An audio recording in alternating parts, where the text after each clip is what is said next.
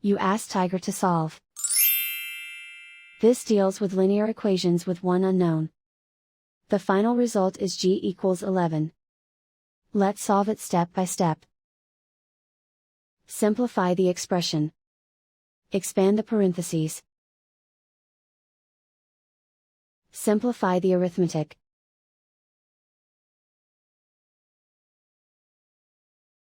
Swap sides.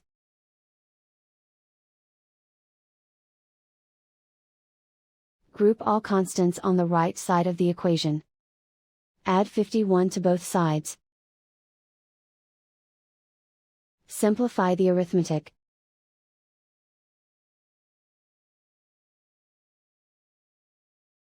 Isolate the g. Divide both sides by 7.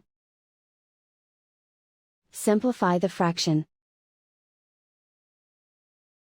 Find the greatest common factor of the numerator and denominator. Factor out and cancel the greatest common factor. And so the final result is g equals 11.